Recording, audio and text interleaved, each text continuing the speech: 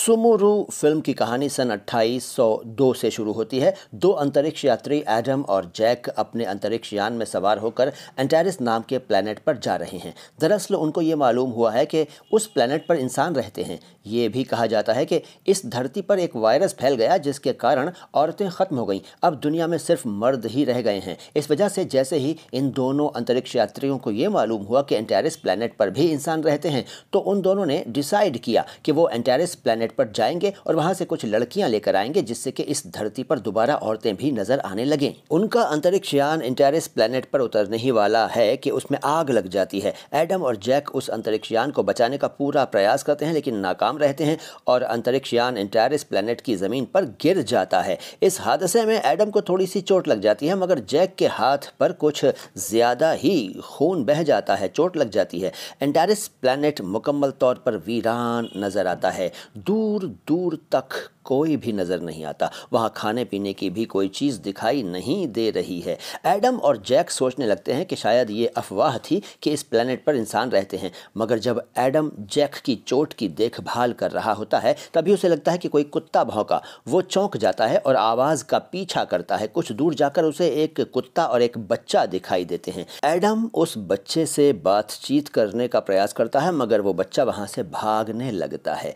Adam उसका पीछा करता है। तभी वहाँ कुछ औरतें आ जाती हैं जो देखने में पुलिस वालियाँ लगती हैं। वो औरतें उस बच्चे को अपने संग ले जाती हैं। एडम अभी भी उस बच्चे को तलाश कर रहा है। चलते चलते वो एक महल के पास पहुंच जाता है।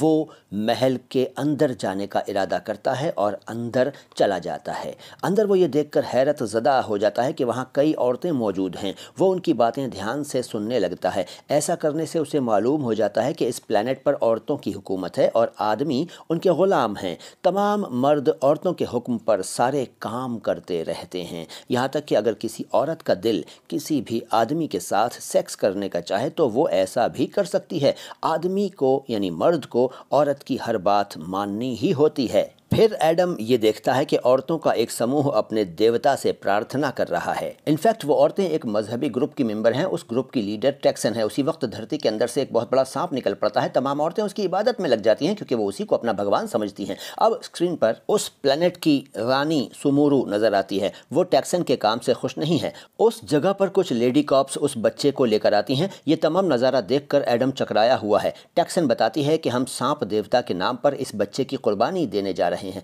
ये सुनते ही रानी की सिक्योरिटी में तैनात एक महिला सिपाही टेक्सन के साथ वाली औरतों पर हमला कर देती है। दरअसल ये महिला सिपाही, जिसका नाम डव है, उस बच्चे की बहन है। यहाँ पर दर्शक समझ जाते हैं कि उस महल के अंदर जो औरतें मौजूद हैं वो दो ग्रुप्स में बटी हुई हैं। एक ग्रुप टेक्सन के साथ है और दूसरा रानी सुमुरु के साथ है। डव टेक्सन के साथ वाली औरतों से लड़ने लगती है। उसी समय सांप देवता टेक्सन के साथ वाली एक औरत को उठाकर निगल जाता है। इस पर टेक्सन का खून खौल उठता है। वो अपने साथ वाली औरतों को हुक्म देती है कि डव को फौरन पकड़ लो, मगर क्वीन सुमुरु उन्हें ऐसा नहीं करने देती। इस पर टेक्सन रानी सुमुरु से उलझ पड़ती है। दूसरी तरफ एडम एक जगह छुपकर ये तमाम बातें सुन रहा है कि अचानक उसके फ़ोन पर जैक की कॉल आ जाती है और फ़ोन के बजते ही तमाम औरतें चौंक जाती हैं और टेक्सन अपने साथ वाली औरतों को हुक्म देती है कि वो फ़ौरन एडम को पकड़ लें। इस पर एडम फायर कर देता है और वहाँ भगदड़ मच जाती है। इस भगदड़ का फ़ायदा उठाकर वो बच्चा वहाँ से निकल भागता है। इसके बाद एडम और वो बच्चा एक साथ नज़र आते हैं।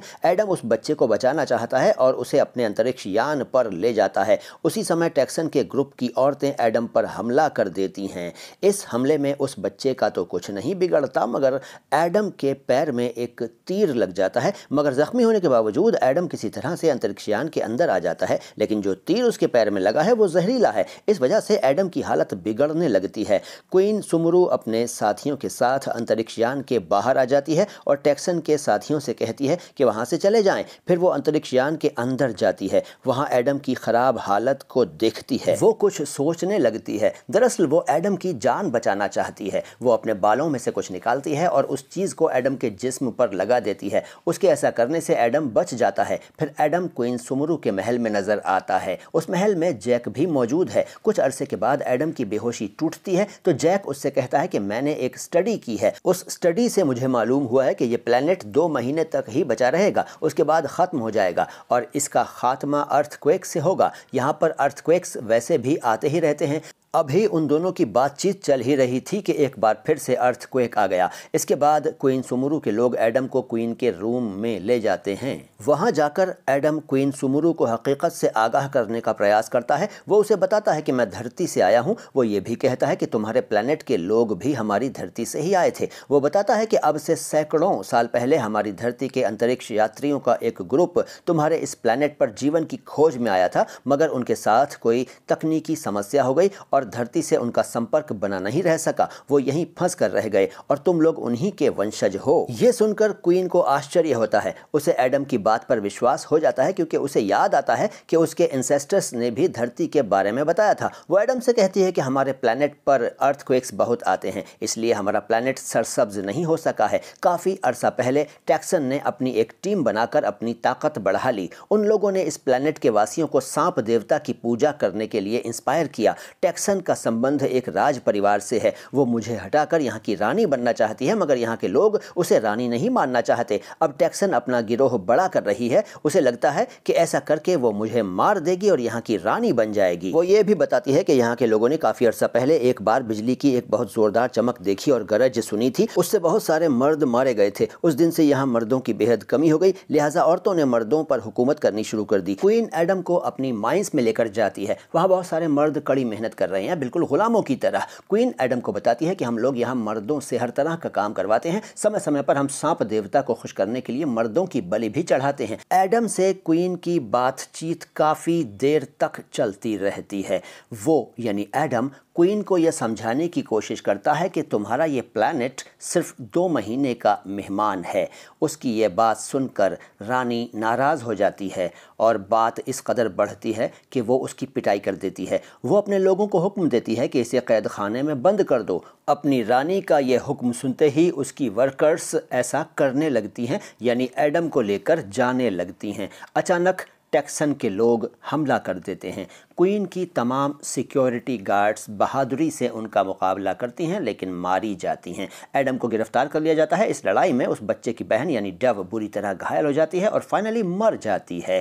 टैक्सन के लोग एडम को टैक्सन के पास लेकर पहुंचते हैं। एडम से टैक्सन कहती है कि हमारी टीम में शामिल हो जाओ। एडम इस पर राज़ी नहीं होता। टैक्सन एडम को पटाने के लिए उससे रोमांटिक हरकतें करती है, मगर फिर भी एडम उसकी बातों में नहीं आता। इस पर टैक्सन बुरी तरह चिढ़ जाती है और एडम पर हमला कर देती है। उसी समय क्वीन वहां पहुंच जाती है और टैक्सन से एडम की हिफाजत करती है। टैक्सन और क्वीन के दरमियान मुकाबला होता है। क्वीन उसे एक ही घूंसे में बेहोश कर देती है।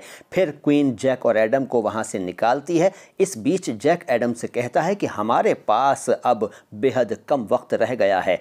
उनकी बातें क्वीन सुन लेती है। वो एडम को एक ख़ास जगह के बारे में बताती है। ये ख़ास जगह वही है जहाँ हज़ारों वर्ष पहले धरती से अंतरिक्ष यान आकर उतरा था। ये सब जानकर एडम और जैक बहुत खुश होते हैं। उनका मानना है कि अगर हम किसी तरह उस जगह पर पहुंच जाएं और अंतरिक्ष यान को चालू कर सकें तो अपनी धरती पर हम वापस जा सकेंगे। क्वीन इस काम में उनकी सहायता करने को तैयार हो जाती है। वो उन दोनों को उस जगह पर लेकर जाती है। रास्ते में टैक्सन के लोग उन पर हमला करने के लिए आ जाते हैं, मगर ये लोग उन लोगों से किसी तरह बच जाते हैं। एडम क्वीन से कहता है कि तुम सभी गुलाम मर्दों को आज़ाद कर दो। वो उसकी बात मान जाती है और सब गुलामों को आज़ाद कर देती है। फिर वो तीनों उस खास जगह की तरफ जाने लगते हैं। एडम क्वीन से कहता है कि तुम हमारी धरती पर चलो। क्वीन नहीं मानती। वो कहती है कि मैं अपने लोगों को मौत के मुंह में छोड़कर नहीं जाऊंगी।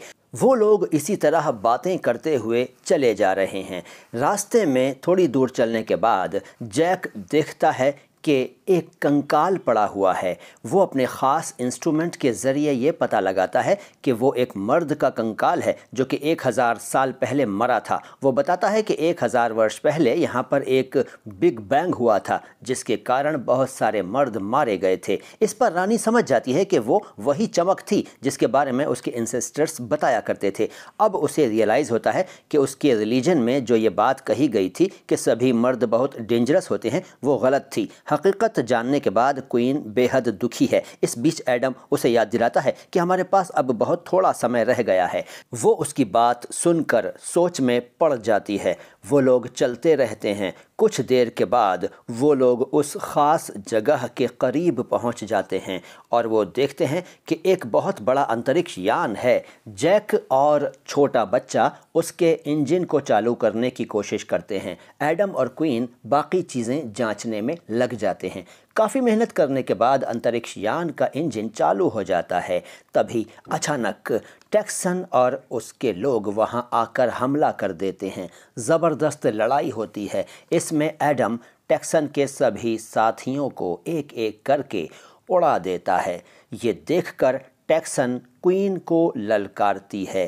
क्वीन उस पर जोरदार वार करती है। टैक्सन जवाबी हमला करती है, मगर ठीक उसी वक्त एडम टैक्सन को उड़ा देता है।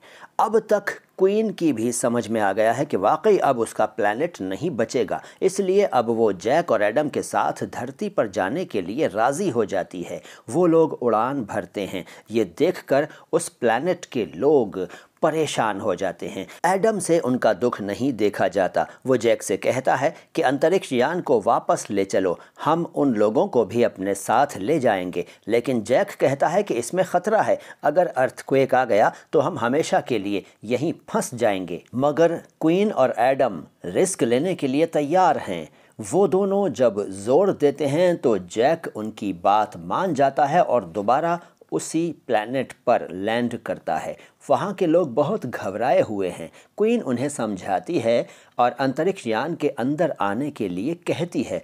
वो लोग उसकी बात मानकर अंदर आ जाते हैं। जब जैक अंतरिक्ष यान को लेकर उड़ान भरने ही वाला होता है, तभी अचानक एक बहुत बड़ा सांप हमला कर देता है, लेकिन अंतरिक्ष यान से निकलने वाली लपटों से वो जलकर मर जाता है। अब अंतरिक्ष यान बड़े आराम से उड़ान भर लेता है और इसी के साथ कहानी में यहीं द एंड आ जाता है।